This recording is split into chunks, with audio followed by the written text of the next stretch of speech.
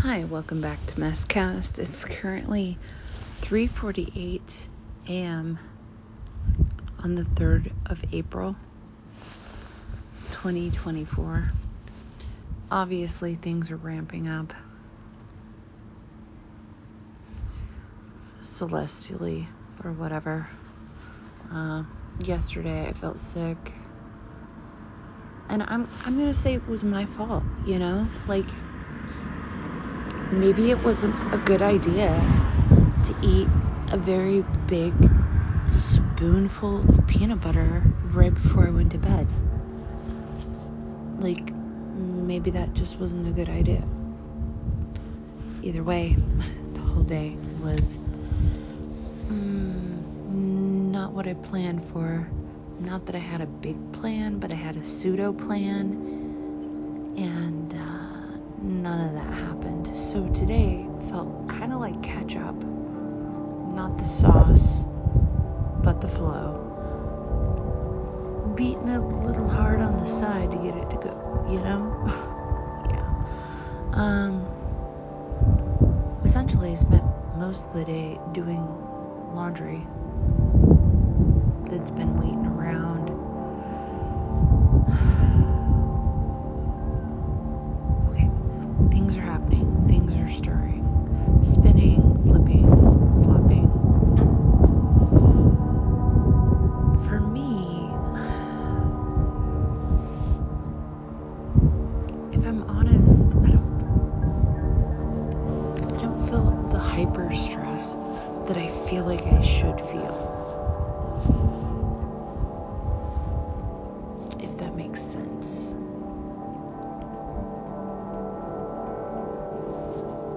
Like, I basically feel like I'm looking at catastrophe in the eyes, and I'm saying, let's play.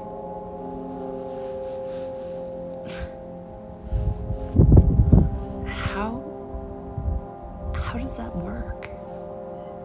I don't think I've read a manual on how to face catastrophe head on before it even happens to you.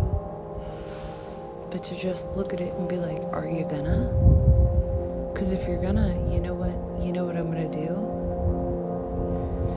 Yeah. The unexpected thing. I'm gonna maintain a good attitude. Bet you weren't expecting that, were you? And then catastrophe's like, whoa. What? Good attitude. That's not at all what my purpose is.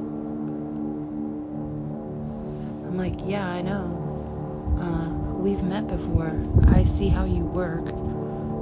I've also, not met with you, but seen you be with others and what it does to them. And what I've noticed over time is the hopefulness of the spirit, the tenacity of the spirit, the part of the spirit that says, I am not crushed by you, catastrophe, is so big, and I really like that. So I kind of feel like I want to look at you before you look at me, and I can be like, I see you, I know what you're doing, and I don't want any part of it. And if you're going to do that to me, you're going to just basically increase my hope and tenacity unless you take me out. And you aren't allowed to take me out because there are agreements. And you're not allowed.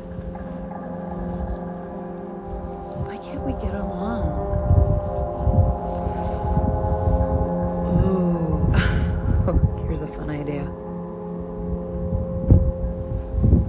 Madge has a conversation with Catastrophe. Catastrophe comes busting through the door, as she does most often unexpectedly, and it's just like brah brah brah brah brah. And Madge is, getting ready to pour herself a cup of coffee, but she definitely knows Catastrophe needs a cup of tea. So she starts the kettle for that. And catastrophe comes blowing in like a cold breeze with a hot humidity, and it's all confusion and chaos. And Madge simply says, "Catastrophe, it's nice to see you again, sister, but if you could please just rein it in a little bit. I just cleaned the kitchen. Now sit down at the countertop. Have yourself a seat at the kitchen counter. I'm getting ready to pour you some chamomile tea, and I'm sure you have a lot to say, so take a deep breath in, and when you blow it out, try not to blow the cups out of the cupboard." Beautiful. Here's some water in the meantime. It's fresh, it's clean, it's clear, it's been filtered. Ta-ta. So, catastrophe, knowing that she blew into Madge's kitchen, knows how Madge feels about her kitchen and her kitchen wares, and catastrophe might be a little crazy, but she appreciates her friends, and there's no way she's gonna break another teacup unless it's pure accident or unbridled excitement. Ooh!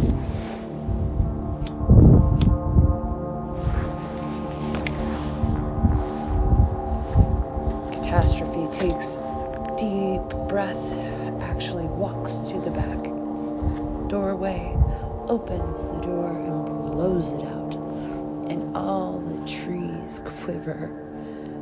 But it isn't like they're scared. They're actually laughing at the fact that catastrophe has a friend. Catastrophe comes back in, sits back down, takes a glass of water, chugs it. She needs some refreshment after her business. And about that time, the kettle starts to hissle and whizzer, give a little toot, toot, toot. And Madge picks out Catastrophe's favorite mug, which happens to be something from that a 6th grader made in a pottery class. She says it represents her youthful nature, and so no one else ever wants it. But Madge keeps it on board for her because if you are going to have Catastrophe as a guest, you need to show her that she's appreciated. It helps her overlook you when things get really hard. Today it's chamomile, a bit of lavender, a bit of catnip, a little mint,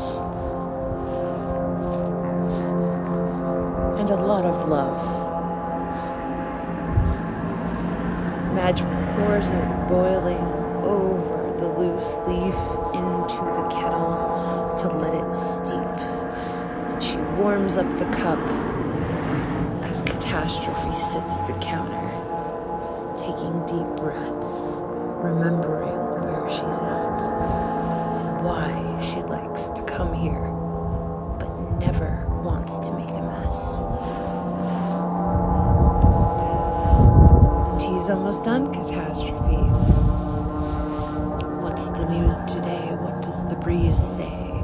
What's blown you in through my door?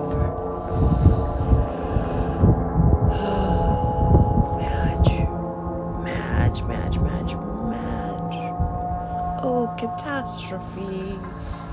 Tell me what you see. Madge, you're the silliest. I've been called here and there, asking to let loose willy-nilly, and I prefer coming here to have tea.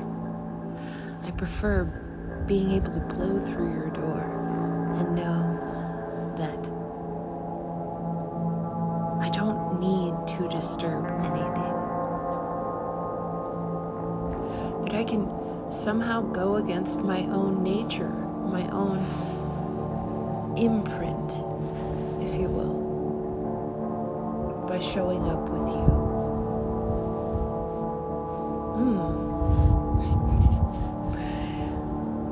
quite compliment Catastrophe.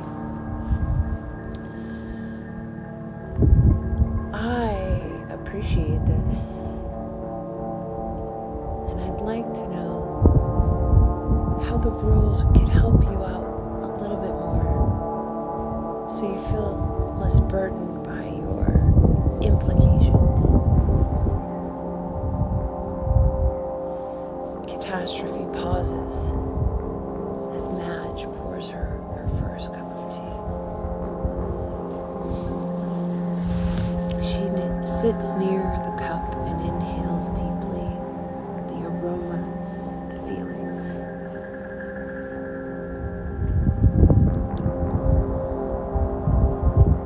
She's thought a while and she says, well, I suppose I wish that catastrophe wasn't seen as something so negative. I feel like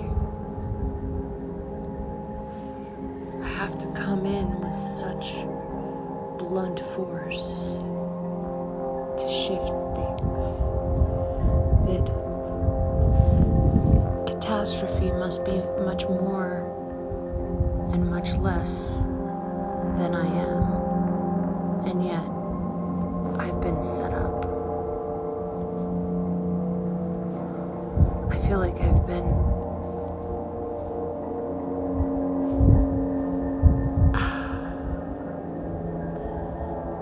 set up to be an enemy, I guess. And this seems very unfair. And you see me and you say my name is beautiful. You let me come in and have tea. We've built a friendship. I have no desire to bring upheaval to your space. But those who don't know me, I feel neither positive or negative about. But the implication of what I am or who I am seems to take the strong route.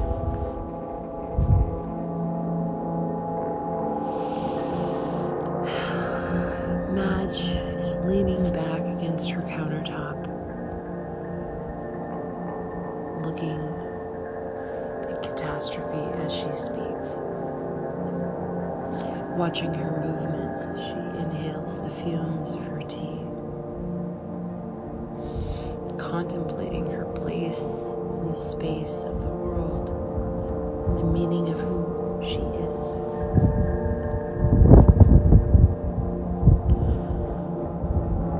Madge takes a breath and says, well, etymologically, circa the 1530s, reversal of what is expected is associated with the catastrophe,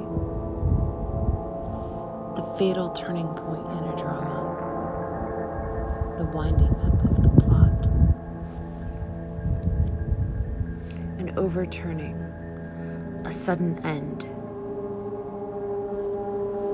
To extension, it means sudden disaster, but that's far later, 1748. Madge takes a drink of her coffee and contemplates that as well.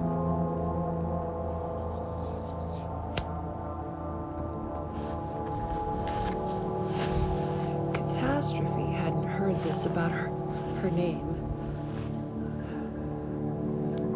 She just thought what everyone else thought.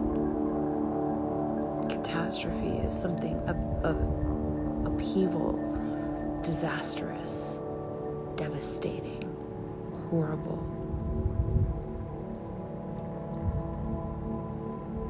Not a reversal of what is expected. A reversal of what is expected could also be seen as an upheaval or an upturning. And suddenly, in an end, it's not bad. A catastrophe could be the beginning to a new beginning, or the end of an old ending. It's simply a neutral spot of turning about a different way that shifts everything, and shifting is not bad. Turning around is not bad.